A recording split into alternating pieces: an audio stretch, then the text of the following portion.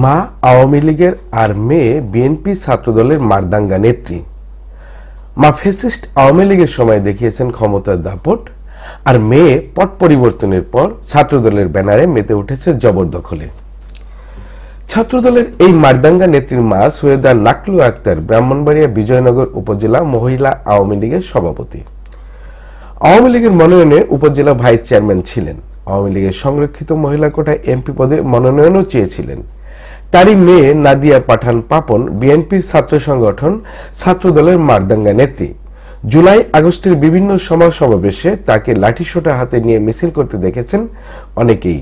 ছাত্রদল ছাড়াও অন্য দলীয় গ্রুপেও তাকে মারদাঙ্গা লেবেছে দেখা গেছে। ছাত্রদলের এই নেত্রী পাপন এবং ঢাকা কলেজের ছাত্রদলের যুগ্ম আহ্বায়ক মোহাম্মদ জামানের নেতৃত্বে ২০-৩০ জনের একটি দল সম্প্রতি রাজধানী ঢাকার লালবাগ খেলার মাঠের গ্রিন টেরেস রেস্টুরেন্টটি দখল করার চেষ্টা চালিয়েছেন। রেস্টুরেন্টটিতে ভাঙচুর, মারামারি, দাঙ্গাবাজি করে বিভীষিকাময় পরিস্থিতি তৈরি করেছিলেন বলে অভিযোগ করেছেন রেস্টুরেন্টের ব্যবসায়ী বশির আহমেদ। হলি টেলিভিশনের এই প্রতিনিধি জানতে পেরেছেন যে ঢাকেশ্বরী মন্দিরের উল্টো দিকে অবস্থিত এই খেলার মাঠটি ঢাকা দক্ষিণ সিটি কর্পোরেশনের। স্থানীয় বাসিন্দারা এখানে খেলাধুলা এবং শরীরচর্চা করেন। এর উত্তর পূর্ব কর্নারে তৈরি করা হয়েছে রেস্টুরেন্টটি। এর মালিকও সিটি কর্পোরেশন। খোকন মিয়া সহ ৩ জনকে লিজ হিসেবে বরাদ্দ দেওয়া হয়েছে। গ্রিন টেরেস কফি হাউস নামে এটা বেশ জনপ্রিয়। এই রেস্টুরেন্টটি দখল করতে দাঙ্গাবাজি করেছেন ঢাকা কলেজের ছাত্রদলের যুগ্ম আহ্বায়ক মোহাম্মদ জামান, ফরহাদ এবং ছাত্রদলের কেন্দ্রীয় কমিটির সাবেক সহসভাপতি ইখতিয়ার কবিরের নেতৃত্বাধীন ২০-৩০ জনের একটি দখলবাজ গ্রুপ, যার মূল মাস্টারমাইন্ড হচ্ছেন নাদিয়া পাঠান পাপন। বিএনপি ভাইস চেয়ারম্যান তারেক রহমান যখন সারা দেশে বিএনপি এবং অঙ্গ সংগঠনের নেতাকর্মীদের চাঁদাবাজি, জবরদখল এবং সন্ত্রাসী কর্মকাণ্ডের বিরুদ্ধে জিরো টলারেন্স ঘোষণা করেছেন, ঠিক তখনই ঢাকা কলেজ ছাত্রদলের এই গ্রুপটি দখলবাজি শুরু করেছেন। স্থানীয় বিএনপি অবশ্য এই ঘটনার পরই তীব্র ক্ষোভ প্রকাশ করেছে। তারা বলেছেন, ঢাকা কলেজের নামধারী ছাত্রদল নেতারা মহল্লায় মাস্তানি করতে এসে ভীতি সৃষ্টি করবে, তা কখনোই বা কোনোভাবেই মেনে নেওয়া হবে না। এটা তারা বিএনপির হাইকমান্ডকে জানাবেন। গত ৩ দিন আগে আইসা এক ভদ্র মহিলা, উনি নাকি বিএনপি অনেক বড় নেত্রী, পরিচয় দিল। ঢাকা কলেজের আপনার ছিল, এই যে সেক্রেটারি ছিল। এই ৩-৪ জনের আন্ডারে প্রায় ৫০-৬০ জন আইসা এখানে বসা ছিল। আমাদের রেস্টুরেন্ট থেকে ফোন করে, আমি চলে আসি। আসার পর ম্যাডামে জিজ্ঞেস করলাম, কী ব্যাপার? উনি বললো, এটা আমি টেন্ডারে পাইছি। তা আমি ওনারে বললাম, তাহলে আমাকে কাগজটা দেখান। উনি বললো, আমার কাছে কাগজ নাই, হোয়াটসঅ্যাপে আছে। আমি তো হোয়াটসঅ্যাপ চালাই না। ঠিক আছে, যাদের কাছ থেকে আমি নিচ্ছি আপনি তাদের সাথে আলাপ করেন। এই আপনি এখনই রেস্টুরেন্ট খালি করবেন। আমি খালি করবো? আপনার কথা তো আমি খালি করবো না। এই কথা শুরুতেই স্যার আমার উপরে একেবারে আতঙ্কিত হামলা। ৫০-৬০ জন মহিলা এলো পাথালি। এই যে আমি দেখাচ্ছি, এই যে আমার 6টা সিলি মাথার মধ্যে, তার মধ্যে ওনারা এমন টাইমে আসছে, এই যে এই সময়টা আসছে, সব নিরিবিলি, ওনারা পরিকল্পনাভাবে আসছে।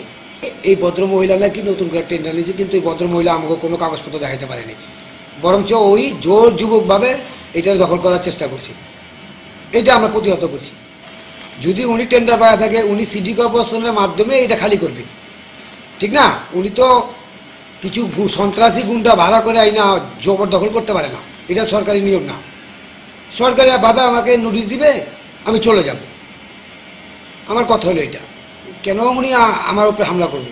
উনি বললো আমাকে, আমি বিএনপি অনেক সিনিয়র নেত্রী। তা আমি বললাম যে এখানে আওয়ামী লীগ আর বিএনপি তো কোনো সাবজেক্ট না।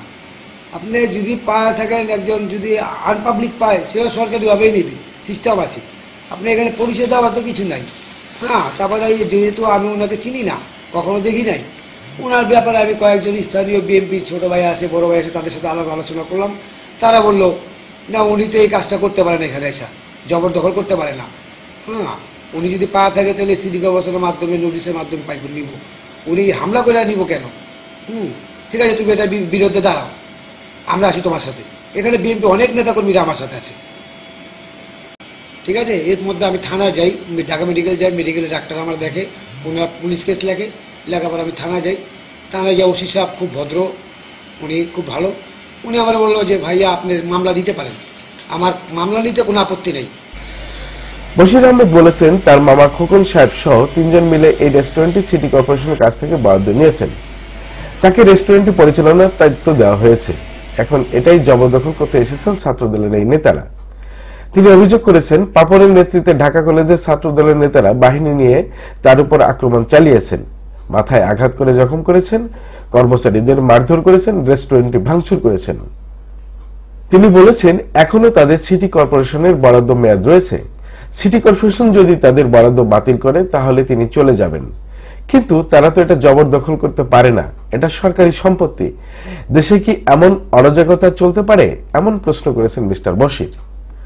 গত 24 মার্চ সন্ধ্যায় ঘটনাটি ঘটার সঙ্গে সঙ্গে বিষয়টি তিনি চকবাজার থানা পুলিশকে জানিয়েছিলেন। শৃঙ্খলার দায়িত্বে থাকা সেনাবাহিনী একটি গ্রুপও ঘটনাস্থল পরিদর্শন করেছেন। মামলার প্রস্তুতি নেওয়া হয়েছে বলে জানিয়েছেন বশির আহমেদ।